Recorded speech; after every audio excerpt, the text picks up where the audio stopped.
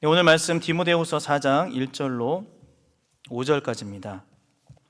하나님 앞과 살아있는 자와 죽은 자를 심판하실 그리스도 예수 앞에서 그가 나타나실 것과 그의 나라를 두고 엄히 명하노니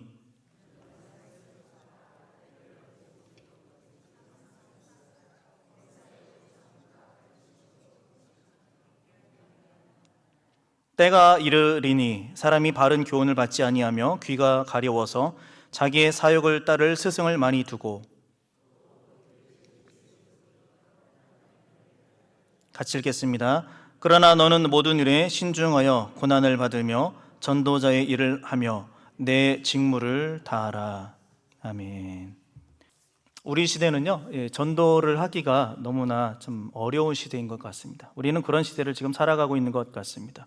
여러 가지 이유가 있겠지만 가장 큰 이유는 한국 사회에 더 이상 복음이 자리 잡기 어려울 정도로 복음을 대체하고 있는 것들이 많아졌기 때문입니다.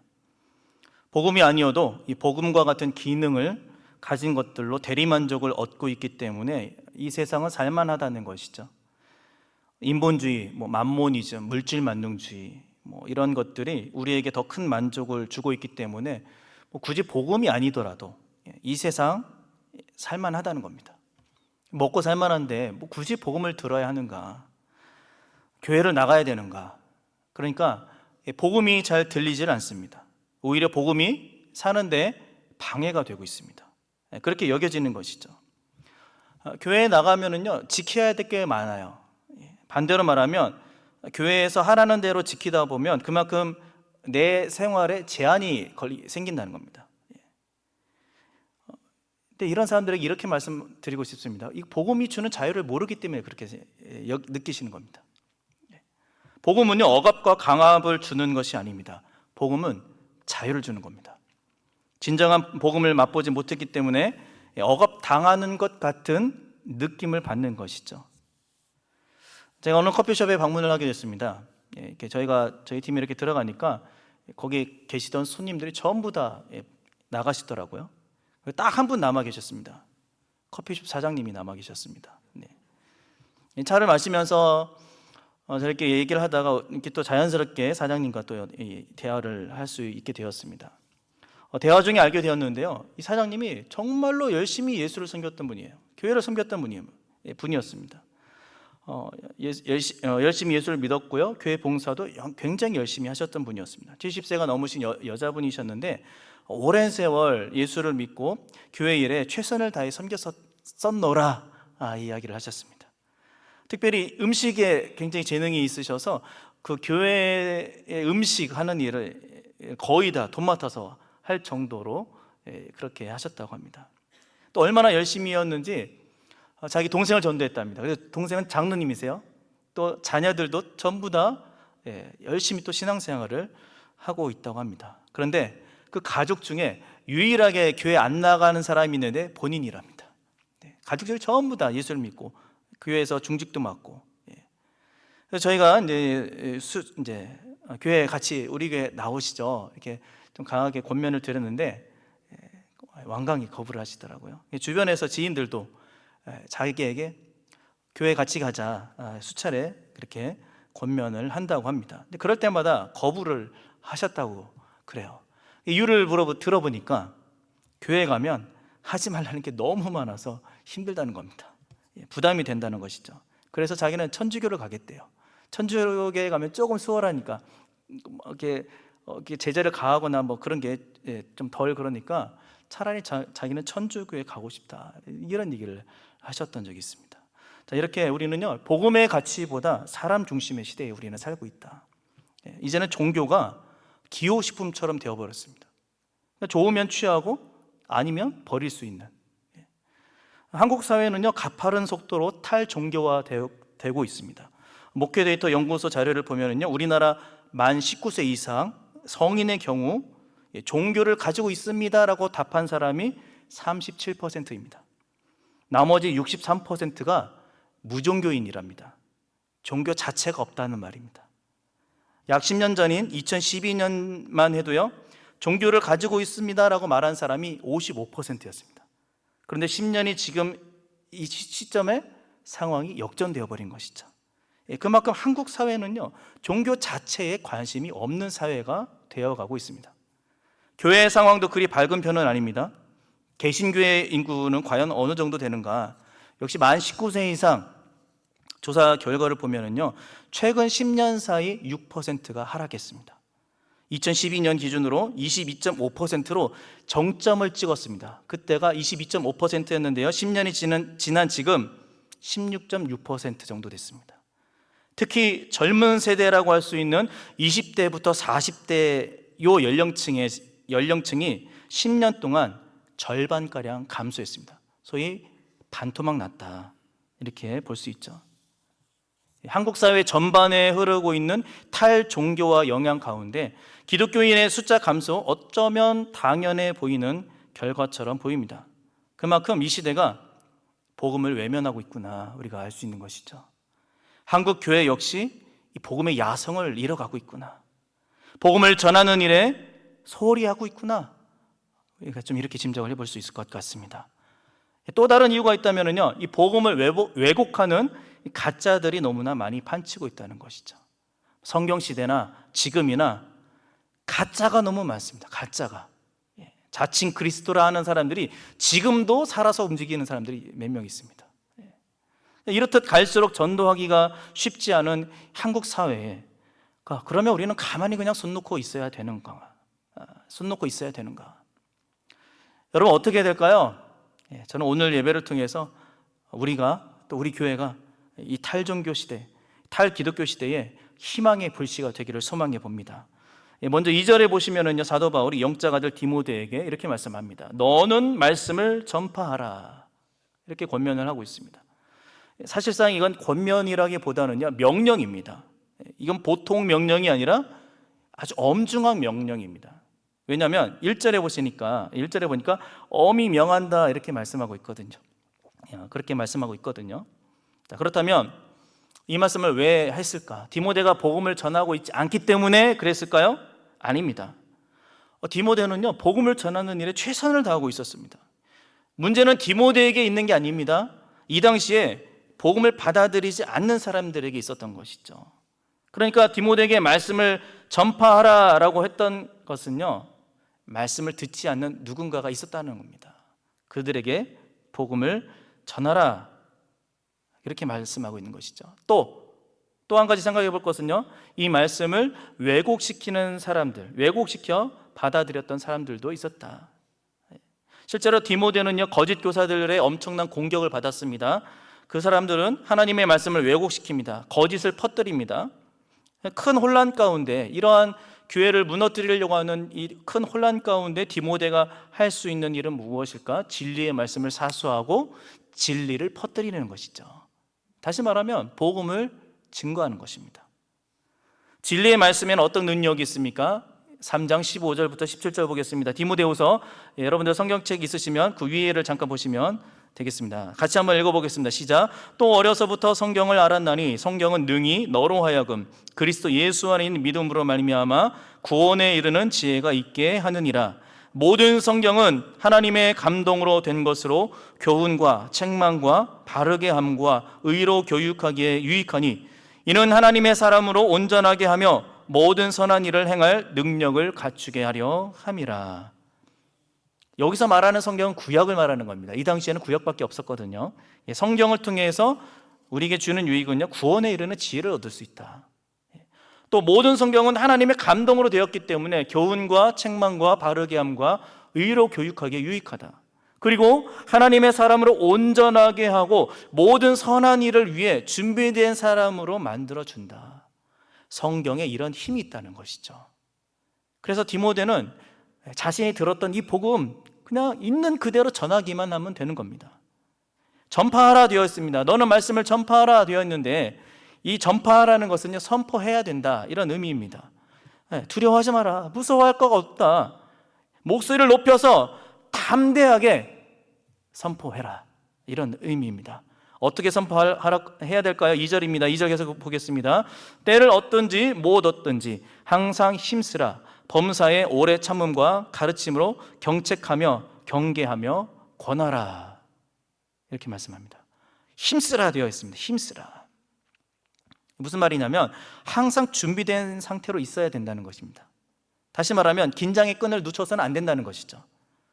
자, 복음을 전하는 일에 있어서 항상 긴장감을 가지고 당장이라도 실전에 투입될 수 있도록 만반의 준비를 하고 있어야 된다, 이런 의미입니다. 생각해 보십시오, 여러분.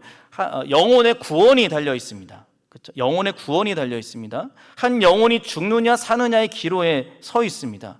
그러니까 누군가는 우리가 전하는 복음을 들고 영생의 길로 돌아서기도 합니다. 생명을 살리는 의사의 손이 냉랭할 수 있겠습니까? 의사가 죽어가는 생명을 놓고 그냥 가만히 둘 수 있겠습니까? 아니죠. 생명을 살리기 위해서 최선을 다할 겁니다.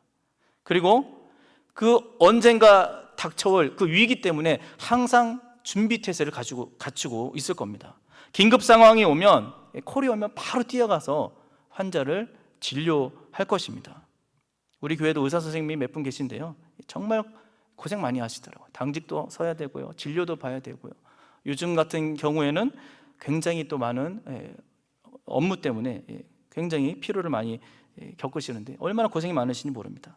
자, 이렇게 육신의 생명을 살리는 일에도 긴장감을 가지고 항상 준비하고 있는데 영혼의 생명을 책임진 우리는 과연 어떻느냐라는 것이죠. 냉랭함, 마음이 냉랭해서 죽든지 말든지 무관심 속에 방치하고 있는 것은 아닌가. 사랑하는 여러분, 우리는 항상 준비 태세를 갖추고 있어야 되는 겁니다.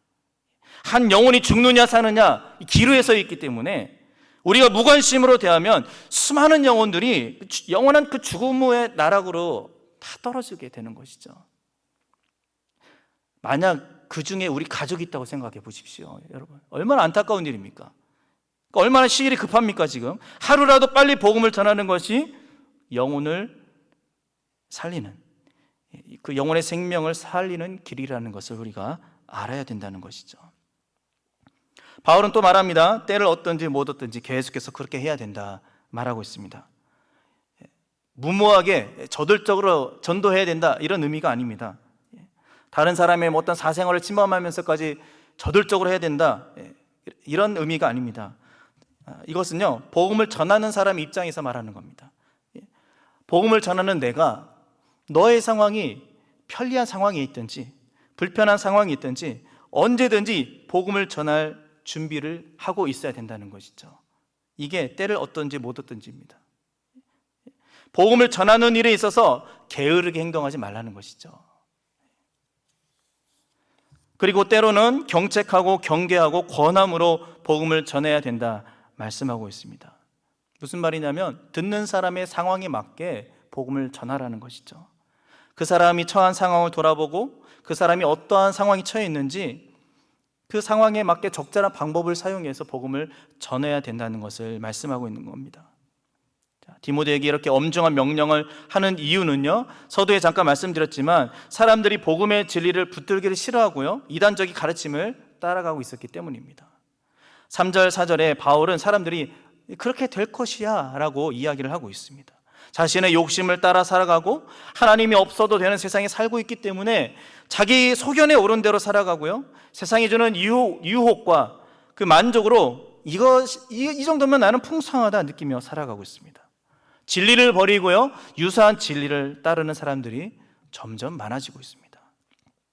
하지만 바울은요, 디모데에게 그러한 세상의 이치를 따르지 말고 복음을 간직한 전도자로서 너의 위치를 잘 지켜라, 맡은 바 직무를 다해라, 이렇게 명령을 하고 있습니다. 5절 보겠습니다. 5절. 그러나 너는 모든 일에 신중하여 고난을 받으며 전도자의 일을 하며 내 직무를 다하라. 신중하라 되어 있습니다. 다른 사람들이 좋아한다고 그것을 따라가거나 그것이 옳다고 너도 옳다고 동조하거나 그런 것들을 조심하라는 것이죠. 고난을 받으라는 것은요, 고난을 견뎌라 이렇게 번역하는 것이 좀 더 낫습니다. 일부러 고난을 택할 필요는 없지만 우리에게 다가오는 고난은요, 견뎌야 한다는 것이죠. 복음을 위해 부르심을 받은 자로서, 그리고 복음을 전하는 자로서 세상의 풍조를 따르지 않고 복음을 위해 당하는 고난을 기꺼이 견뎌내라, 이렇게 명령을 하고 있습니다. 바울이 이렇게 엄중하고 강력하게 디모데에게 명령할 수 있었던 이유는 뭘까요? 본인이 그렇게 살았기 때문에 그렇습니다.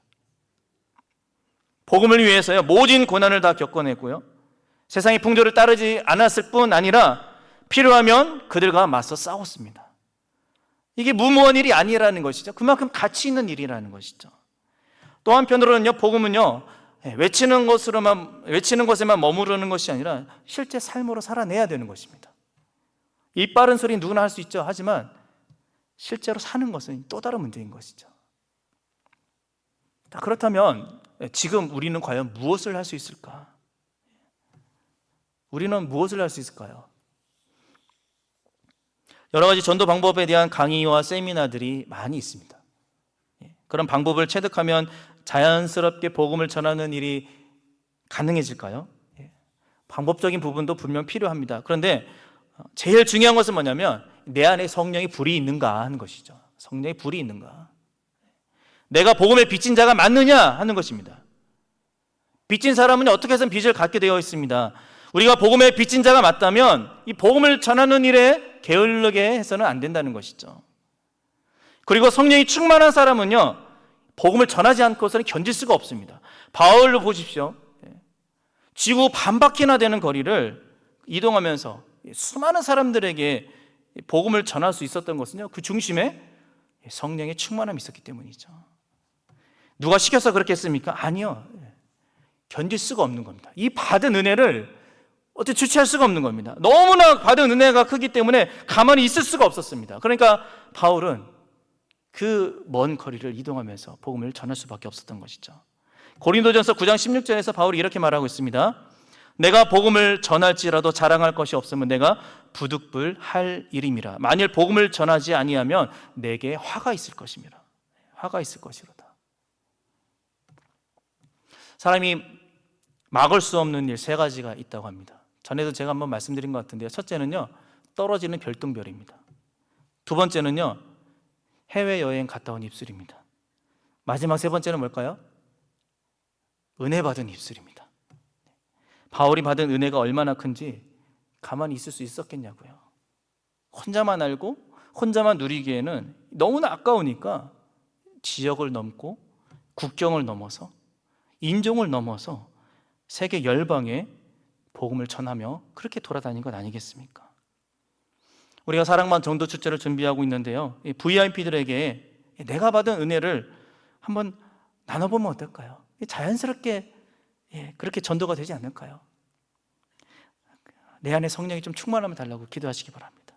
그래서 정말로 내가 이 복음을 전하지 않고서는 견딜 수 없습니다라는 그런 고백이 우리의 고백이 되기를 원합니다. 그런 은혜가 우리 안에 가득하기를 또 소망해 봅니다. 그래서 오늘 목사님이 이렇게 말씀합니다. 전도는 습관이다. 습관이다. 이 목사님에게 전도를 어떻게 하는지 좀 방법을 좀 알려달라고 문의가 많이 오는데 항상 이렇게 이야기하신답니다. 뭐 특별한 게 없습니다. 그냥 전도는 습관입니다. 습관이 생기니까 자연스럽게 전도를 하게 되고요, 또 열매가 맺어지게 됩니다. 여러분께도 도전을 드립니다. 전도가 습관이 되기를 바랍니다. 어느 성도님이요, 새벽 시절에 새신자 시절에 새벽 예배가 너무 좋아서 날마다 열심히 나가게 됐대요. 그런데 놀라운 일이 벌어집니다. 6개월 만에 이 척추 디스크가 깨끗하게 낫는 기적을 경험을 하게 되는 겁니다. 몇 년 동안 온갖 치료와 처방을 다 해봤는데 아무런 효과가 없었는데 6개월 만에 새벽 기도를 그렇게 열심히 나간 지 6개월 만에 이 척추 디스크가 완전히 깨끗하게 치료를 받은 것이죠. 얼마나 감격스러웠겠습니까? 예수님을 구주로 영접한 뒤에 성경 말씀이 너무나 달콤하게 느껴져서 버스를 타고 출퇴근하는 그 왕복 90분 동안 집중해서 성경 말씀을 암송을 시작했는데 6개월 동안 요한복음 15장을 전체를 외웠답니다. 그리고 생명의 전화라는 상담 훈련을 거쳐서 전화 상담하는 일을 또 시작을 하게 되었답니다. 그렇게 10년 동안 1300시간이라는 그 시간을 전화 상담을 하는 일을 하셨다고 합니다. 그래서 그 일을 하면서 다른 사람에 대한 이해하는 마음을 많이 얻게 되었다고 합니다. 자, 그런데 이 상담을 하면서 이분이 느꼈던 것은 한국교회 전도법이 너무나 무의미한 것 같다, 이렇게 느꼈다고 합니다. 그러니까 지나가는 사람들한테 전도지 나눠주면서 예수 믿으세요, 우리 교회 나오세요, 이렇게 단순히 권유하는 이 전도법이 본인한테는 굉장히 늘 고민거리였던 것이죠. 전도 축제가 해마다 열리고 많은 사람들이 일회성으로 방문을 하게 되고요. 또 새신자 관리가 잘 되지도 않아서 등록자는 많은데 연말이면은 그 많던 사람이 다 어디로 갔는지, 그러니까 이런 현실들을 보면서 이분이 늘 고민거리가 되었던 것이죠. 자, 그러던 중에 이분이 전도 대상자의 마음의 문을 열 수 있는 이 사랑의 편지라는 것을 개발하게 됩니다. 그리고 또 새신자를 자연스럽게 정착시키기 위해서 담임 목사님 이름으로 새신자 교육 엽서를 개발하게 되고요. 그 다음에요, 전도 대상자에게 또 편지를 보내는 이 편지를 개발하게 되는데, 그 편지가 이슬비 전도 편지입니다. 여운학 장로님의 이야기입니다. 다 아시죠? 이슬비 전도 편지, 여운학 장로님.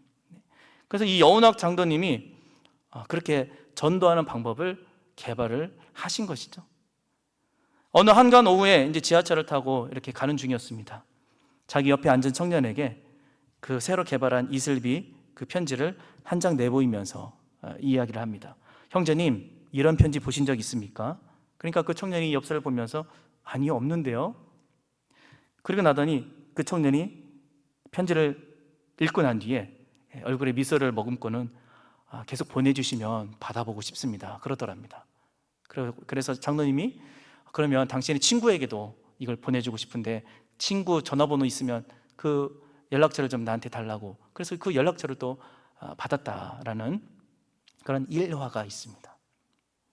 내가 받은 은혜를 자연스럽게 흘려보내는 것, 이것이 우리가 전도하는 한 방법이 될 수도 있겠다 싶습니다. 사랑하는 여러분, 바울이 디모데에게 말씀을 전파하라, 내 직무를 다하라 라고 명령한 것은 어쩌면 지금 우리에게 주시는 말씀일 수도 있습니다. 아무리 이 시대가 탈종교와 탈기독교 시대라고 하지만 여전히 교회를 찾는 사람들이 있다는 것이죠. 어떤 사람들이 교회를 찾을까요? 이것도 제가 통계를 좀 찾아봤는데요, 새신자 중에 76%가 삶에 어려움을 겪는 사람들이었다고 합니다. 목회 데이터 그 자료를 보면은요, 인생의 의미에 대해서 혼란을 겪는 사람들, 건강에 어려움을 겪은 사람들, 이런 사람들이 가장 많이 교회를 찾아왔다고 그래요. 그 외에도요, 취직, 퇴직, 인간관계, 사업, 직장 이런 것 때문에 어려움을 겪고 있는 사람들, 이 사람들이 대체적으로 교회를 찾아오더라. 이게 통계적으로 나와 있답니다. 혹시 우리 주변에 그런 사람들이 있는지 한번 살펴보시기 바랍니다. 그런 사람들 복음을 받아들일 가능성이 높다, 이렇게 볼 수 있겠죠. 또 있습니다. 우리 주변에 또 한 사람들이 있는데 누구냐면 가나안 성도들입니다. 가나안 성도가요 10년 사이에 2.5배가 증가했다고 합니다. 특별히 30대 40대 개신교인 3명 중에 1명은 가나안 성도랍니다. 그러니까 30, 40대 연령층의 30%가 가나안 성도라는 겁니다. 교회를 떠난 이유가 많겠죠. 그러니까 이런 분들도 우리의 전도 대상자라고 할 수 있습니다. 자, 이렇게 조금만 살펴보면 우리 주변에 복음을 필요로 하는 사람들이 굉장히 많다는 것이죠. 바라는 것은 우리 이번 사랑방 전도 축제가 그분들에게 좋은 기회가 되기를 소망해 봅니다. 우리가 한번 초청해 보자는 것이죠. 매주 화요일마다 우리 왕성 전도대 모임 시간에 마무리하면서 외치는 구호가 있습니다. 우리 총무님께서 나와서 전도! 하면은 어떻게 합니까? 할 수 있다! 전도! 하면 된다! 전도! 해보자! 네. 전도대 대원들께서는 다 아시는데요. 맞습니다, 여러분. 할 수 있기 때문에 하면 됩니다. 한번 해보시죠. 네. 우리가 복음을 위한 수고를 마치는 그때에 우리를 위해서 준비된 의의 면류관이 있다라고 바울은 말하고 있습니다. 다 같이 4장 8절 읽고 말씀을 마무리하겠습니다. 4장 8절 다 같이 한번 읽어보겠습니다. 시작. 이제 후로는 나를 위하여 의의 면류관이 예비되었으므로 주 곧 위로 오신 재판장이 그 날에 내게 주실 것이며 내게만 아니라 주의 나타나심을 사모하는 모든 자에게도니라. 바울에게만 그 의의 면류관이 주어지는 것이 아니라 복음을 위해 살아가는 인생 모두를 위해서 의의 면류관이 주어진다. 우리에게 주신 약속의 말씀입니다. 지금 우리가 전도자의 삶을 사는 것이 때로는 고난이 되고요, 세상에서 외면당하고 때로는 핍박이 될지라도 주님이 예배해 두신 그 의의 면류관이 있기 때문에 우리가 소망 중에 인내하면서 이 길을 견디며 나아가는 것이죠. 사랑하는 여러분, 우리 그날을 고대하면서 복음을 전하는 사명을 완수하시기를 소망합니다. 우리에게 맡겨진 이 복음 전파의 직무를 끝까지 다 완수함으로 하나님을 기쁘시게 하는, 하나님의 영광을 선포하고 하나님 나라를 확장시켜가는 주님의 신실한 일꾼들이 다 되시기를 예수님의 이름으로 축복합니다.